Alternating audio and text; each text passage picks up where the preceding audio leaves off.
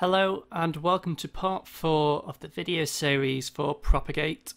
In the last video I explained how to add a Propagate sound audio source to your scene, and in this video I will explain all about the Propagate profiles you can use to change the settings.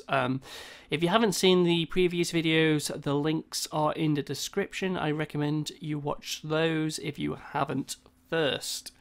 Okay, so we have our Propagate sound component here, and this links to a profile which is an asset. And I'm going to go to the asset here in the project view. And this asset has a bunch of properties which are changeable. So if you are going to create a new profile, I recommend you just duplicate the first, that way you've got the default always lying around as backup. So, what are the different properties?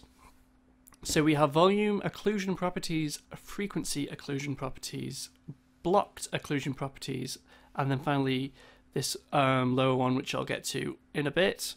So the volume occlusion properties basically indicate how the volume changes. The responsiveness, so the tooltip says, larger values cause the attenuation to respond more rapidly to the listener's change in movement. It's a bit of a mouthful, so I'll try to explain it. Basically, the audio smoothly varies from one value to the next.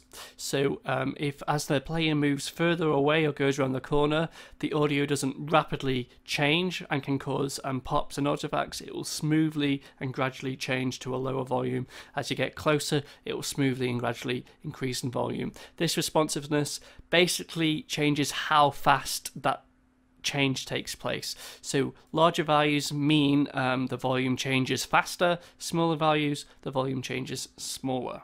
The min and max volume, fairly self-explanatory. The only thing is the values are normalized between 0 and 1.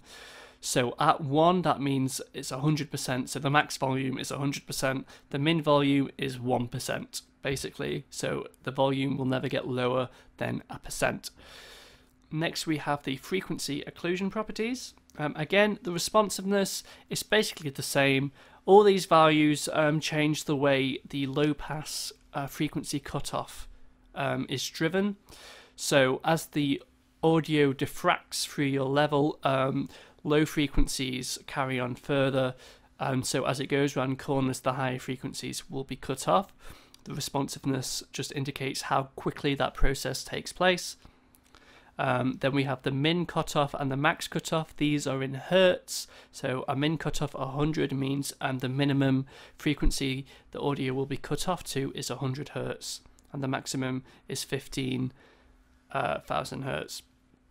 Next is we have this max angle property.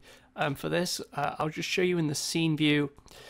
Say we have the alarm source in this red room over here, and the alarm and the listener is in this room just to the right of it. So the audio sort of has to take this windy path through this hub and back this way. It's almost doing a 180-degree turn, and so that's what the max angle is referring to. It's the sort of the windiness the audio has to take to get to the listener. So if that windiness is 580 degrees or higher, then the frequency will be cut off to this minimum value. So by changing this value to 180 degrees, it means by the time the audio gets to this room, it will be just the really low frequencies that the player can hear. Next we have a curve, and this is basically like a fall-off curve you see in the audio source, the way the volume falls off in respect to distance.